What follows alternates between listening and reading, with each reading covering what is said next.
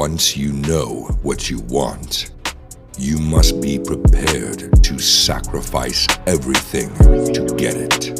Live being true to the single purpose of the present moment. This is another knocker world. It's not go over everything. Blood over wine, olives and bullets. It's not go over everything. Real niggas feelers, It's not go over everything. so hard getting the skrilla. It's not go over everything. Real niggas It's not go over feelers, so everything. hard getting the skrilla.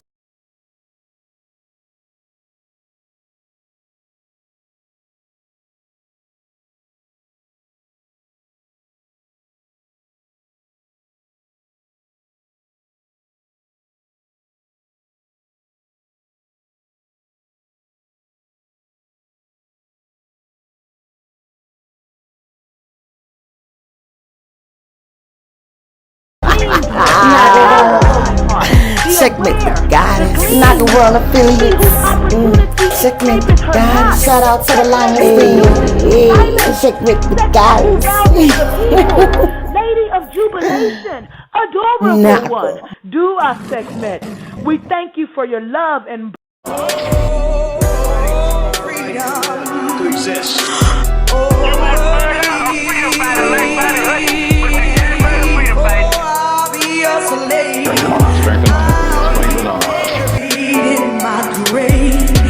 Blood of prophets and mortars. Society trying to abort us. We still born while they trying to abort us. Fight through the fortress, final fight against the horsemen. Burn down Silver City with hellfire and torches. Forgiven, not forgotten. Insurrection of the oppressing, downtrodden. Rounds popping, silver unrest of the populace. Take a body for every political prisoner they put in the sarcophagus. Cross the Mason-Dixie racist Hicks could all rest in peace.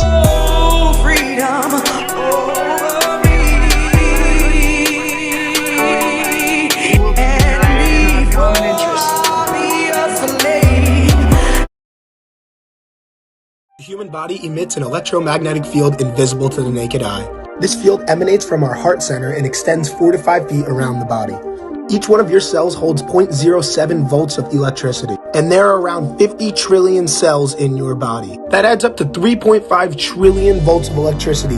In this, your body is like a nuclear explosion. The energy field emitted from your body is incomprehensibly powerful. The oscillating energy field around your body has a point that keeps you balanced, which is called the assemblage point. In a healthy, balanced person, this assemblage point is about 1 centimeter in diameter, going directly through their heart center. However, you can see imbalances in the body cause the relocation of this assemblage point. Dr. Angela Blaine was the first person to verify and measure the assemblage point scientifically. There have been many names for the field around us, such as subtle body, aura, or energy body. Monks, yogis, and Zen masters spend their entire lives trying to understand the metaphysical. It's time we do the same to Ye tap are all into the the children of light, 5D. and the children of the day.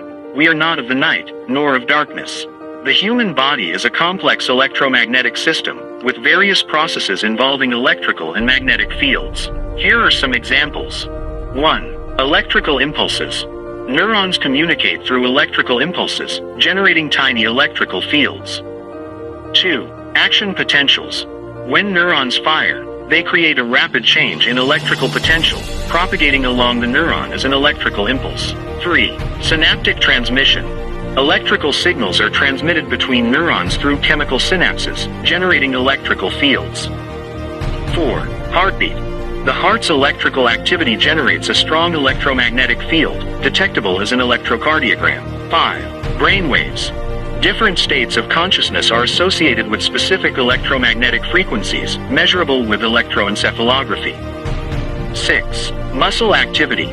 Muscles generate electrical signals during contraction and relaxation, detectable with electromyography. 7. Bioelectricity. The body's cells and tissues generate electrical fields, influencing cellular behavior and development. 8. Circadian rhythms. The body's natural rhythms, regulated by the suprachiasmatic nucleus, are influenced by electromagnetic cues from the environment. 9. Magnetoreception. Some research suggests that humans may have a subtle sensitivity to magnetic fields, potentially influencing navigation and orientation.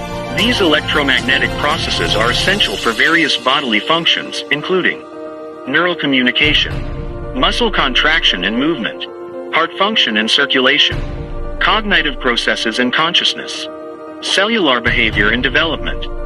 The human body is an intricate electromagnetic system, and understanding these processes can provide valuable insights into human physiology and behavior.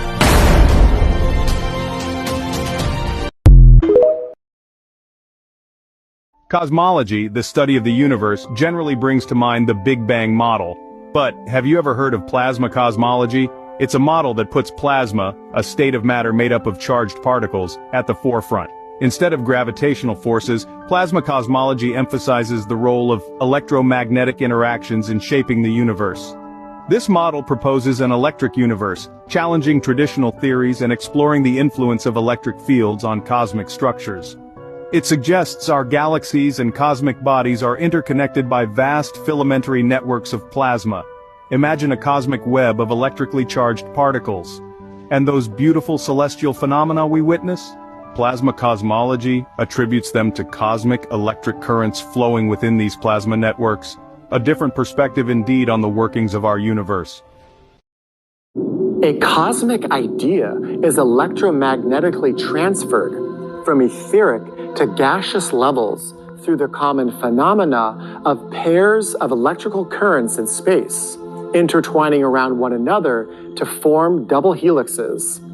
They are known as Birkeland currents, and any matter existing between these pairs of electric spirals undergoes tremendous compression. Its constituent elements are mixed not homogeneously, but arranged according to their electric potentials. According to plasma cosmologists, this is to be seen occurring throughout the whole universe, and they suggest that this is the way chemical separation takes place in cosmic plasmas.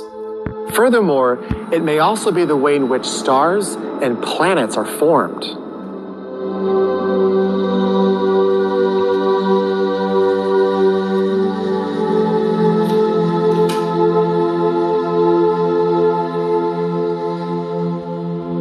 This diagram shows a typical Birkeland current, and the central Z-pinch region, a cylindrical volume inside the spiral where extreme compression of matter can take place.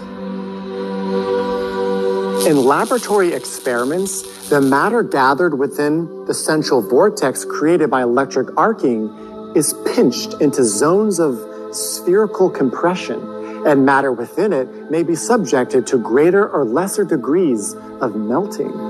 If this process takes place on cosmic levels, its role in stellar and planetary formation becomes apparent. In fact, the idea of spiraling building patterns is not new when we recall the familiar biological spirals of DNA that are responsible for the ways in which organisms are created, informed, and sustained. Science has yet to discover that behind each strand of DNA lies a spiral of electric force, and indeed, the atom itself is constituted of spiraling electric forces that provide the interface between the physical and the etheric levels of energy, which are the components of all organisms.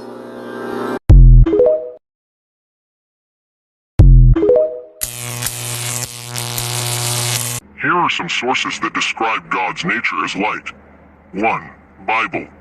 God is light. In him there is no darkness at all. 1 John 1:5. The Lord is my light and my salvation. Whom shall I fear? Psalm 27:1. Your word is a lamp to my feet and a light to my path. Psalm 119:105. 2. Quran. Allah is the light of the heavens and the earth. Surah An-Nur 24:35 is the one who walks in the light of all alike, the one who walks in darkness. Surah An-Nur 24:40. 3. Hindu scriptures. The Supreme Being is the light that shines beyond all darkness. Rigveda 1.50.10. The Self is the light of all lights. Upanishads, Chandogya Upanishad 6.2.1. 4. Buddhist scriptures. The Buddha is the light of the world. Dhammapada 82. The Mind is the light that illuminates all phenomena. Abhidhamma Pitaka, Vibhanga Vaga. 5. Other religious texts. The divine light is the essence of all existence. Guru Granth Sahib, Sikh scriptures. The light of the infinite is the source of all creation. Kabbalah, Jewish mysticism. Here are some academic and theological sources that describe God's nature as light. 1. Theological texts. Summa Theologica, by Thomas Aquinas, Part 1, Question 3, Article 1 discusses God's nature as light. Institutes of the Christian Religion, by John Calvin, Book 1, Chapter 2 explores God's nature as light. 2. Academic journals. The Journal of Theological Studies, various articles on God's nature as light, e.g., God is Light in the New Testament, Volume 53, Issue 1. Harvard Theological Review, articles like The Light of God in the Old Testament, Volume 76, Issue 2. 3. Books. The Nature of God, by Thomas V. Morris, Chapter 5, God is Light, explores the concept of God's nature as light. The Doctrine of God, by Gerald Bray, Chapter 10, God's Nature, discusses God's nature as light. 4. Philosophical texts. Meditations, by Marcus Aurelius, Book 11, Section 18 reflects on God as the source of light. The Consolation of Philosophy, by Boethius, Book 3, Prose 11 describes God as the light of truth. 5. Interfaith Dialogue. The Concept of God in Islam and Christianity, by Zakir Naik, Chapter 3, God is Light, compares the concept of God's nature as light in Islam and Christianity. Some notable theologians and scholars who have written about God's nature as light include 1. Augustine of Hippo. 2. Thomas Aquinas. 3. John Calvin. 4. Karl Barth. 5. Hans Urs von Balthasar. 6. Rowan Williams. 7. N.T. Wright. These sources demonstrate the concept of God's nature as light is explored across various theological traditions, academic disciplines, and philosophical perspectives. Man, sit your dumb ass down. Throwing carbon at the idea that God is light and light is electromagnetism, or in other words using carbon as a counter-argument, is ineffective. Here's why. Carbon, as an element, relies heavily on electromagnetism to exist and function. Its atomic structure, chemical bonds, and interactions with other elements all depend on electromagnetic forces. In essence, carbon's very existence is rooted in the same fundamental force that light and God are being equated with. By using carbon as a counterexample, you're inadvertently reinforcing the connection between electromagnetism and the divine. It's like trying to disprove a fire by using a flame to burn a piece of wood. The fire is still present, even in the attempt to deny it. The existence of elements like carbon without electromagnetism is essentially impossible. Here's why. Electromagnetism is one of the four fundamental forces of nature, and it's responsible for holding atoms and molecules together. It's the glue that binds protons and neutrons in the nucleus, and electrons to the nucleus, forming atoms. Without electromagnetism, 1. Protons would repel each other, and nuclei would disintegrate.